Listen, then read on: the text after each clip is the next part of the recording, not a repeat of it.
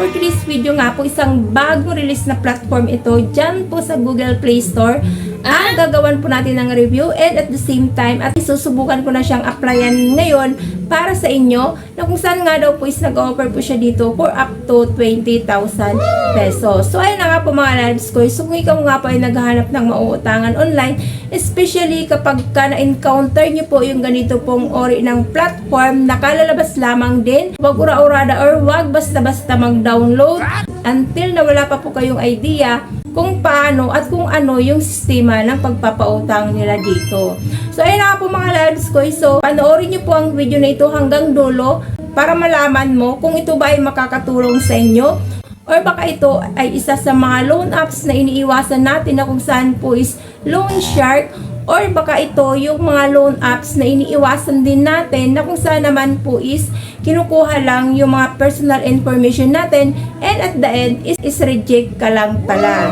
Bago ka lang po dito sa aking YouTube channel, please consider to subscribe na muna and click na rin po ang bell button dyan para nga lagi kang updated sa mga utangan na ginagawa ko dito sa aking channel.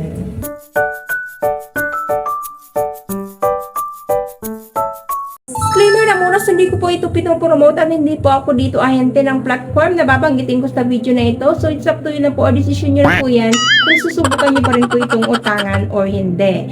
So ang sinasabi ko nga po na platform ay si GrabPeso Quick Online Loan Apps. Under po siya ni Sumulong Financing Incorporated. So as of now nga po, nag-rate pa lang po siya dito ng 4.6 star and then meron pa lang pong 97 reviews. So nag-offer po siya starting from 2,000 up to 20,000 pesos. So loan term niya, 91 days up to 365 days. Interest rate is 5% up to 20%. The maximum annual percentage rate is 20%. So requirements lang po niya dito is 18 up to 65 years of age, must have Filipino nationality, have valid one ID card issued by the government. Under Securities and Exchange Commission naman with registration number CIS201915712 and then with Certificate of Authority number 1238. Para makapag-start mag-apply dito kay GrabPeso, so install lang po natin ito sa atin pong mga cellphone and after po niyan, kailangan po natin ditong mag-register using your cellphone number. Dito po, ina-advise natin na isang cellphone number lamang po ang gagamitin po ninyo in times po na nangungutang po kayo online. Nang sa gayon po is na namomonitor po ninyo kung sino-sino yung mga possible caller and texter na tatawag or magte-text po sa inyo. And then, log in lamang po kayo. So, dito nga po makikita nyo na po kagad ang kanila pong application information or yung permission to access your device. So, click lamang po natin itong agree para makapag-proceed. So, next po dyan is makita nyo na po kagad ang kanila pong homepage. So, welcome to the GrabPeso. So, maximum amount nga daw po nyo dito is 20,000 pesos. So, fair interest rates, longer loan term. So, click lamang natin po itong apply now.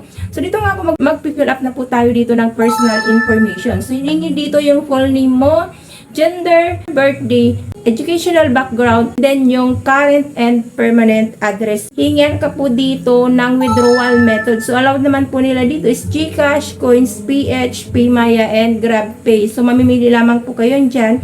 And then, next po nga po dito is, hingan po kayo dito ng contact information. So, dito po, 4 po na contact information ang hiningi po dito ni GrabPeso, including po yung full name, telephone number, and then yung relationship po ninyo doon sa contact person.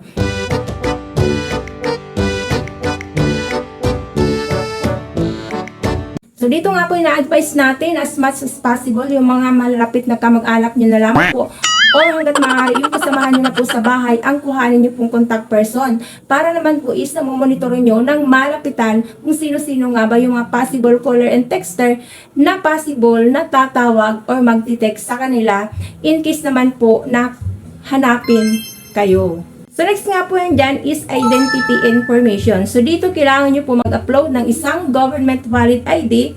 Allowed naman po nila dito is UMID ID, driver's license, TIN number, passport, SSS, PRC ID, postal ID, PhilHealth, national ID and voter's ID, and then upload nyo po lamang. Tingnan din po kayo ng selfie holding your ID. So dito po kung gusto nyo po talaga na ma-approve sa ganito pong online utangan, kailangan po na malinaw po yung pagkaka-capture nyo po ng inyo pong mga ID and readable or nababasa kung ano yung mga information na nakapaloob doon po sa ID po ninyo. And then click lamang po itong confirm. So ayun na nga po, sumabilisan nga po yung pag-fill up dito kay GrabPeso dahil nga po dito is nandoon na po kaagad sa audit status processing. After 5 minutes nga po nang naghihintay po ako dito, so nandun pa rin po ako sa audit status processing. So walang changes.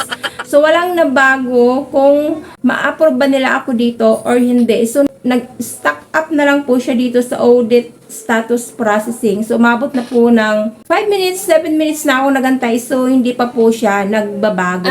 So ayun na nga po, para naman makampante ako at magkaroon ako ng idea kung anong meron dito kay GrabPeso. So tinignan ko yung mga review ng mga feedback ng mga previous borrower nila na nag-attempt na manghiram dito ng pera. So ayun na nga po, nakita ko nga po dito is marami ditong negative comments. Sabi dito, not recommended app, not good customer service, auto decline yung application. So ayan, don't waste time in this application. So next po dito is madali lang i-fill out ang form. Sana ma-approve. Tama naman. Mabilis lang yung processing ng application. Nag-comment dito is decline after waiting ages. You deserve 0 stars. So, negative comment ulit. And then, next pa po is fake collecting information. So, ayan, nangulikta nga lang daw po ito ng mga information. And then, yung ba naman, hoping to approve. And next po na nag-comment is loan rejected, waste of time. And last po na nag-comment is parang nag-collect lang ito ng info, do not install. So ayun na nga po mga lads, so ito na nga po yung sinasabi po natin sa ganito pong mga bagong release na platform, online utangan na bago nyo po ito install, bago nyo po subukan na mag-apply dito, much better po na tingnan nyo na muna yung mga reviews ng mga previous na mga nag-attempt na manghiram dito para naman nagkakaroon na kayo kagad ng idea na ito pala ay hindi maganda. Para naman wag na kayong mag-attempt na umutang dito dahil nasasacrifice din yung information natin dito na at the end wala ka rin lang naman palang mapapala. So, ayan na nga po mga loves ko. So, ito yung naging status ko ng pangutang ko dito kay GrabPeso. Until now, na matapos yung vlog ko, umabot na po ng 8 minutes. So, nandun pa rin po siya sa audit status processing. So, wala pong nagbago. Mostly is negative yung comment nila dito kay GrabPeso. So, ayan na po muna mga loves ko yung review natin kay GrabPeso. So, wala tayo ditong napala. At mostly is negative ang comment ng mga borrower. So, nagulit na lang po ng mga information and decline at hanggang ngayon is nandun pa rin po sa audit status processing. So, ayun na po muna mga loves ko yung vlog natin for today. So, thank you for tuning in for now. Marami pong salamat. God bless. Bye-bye.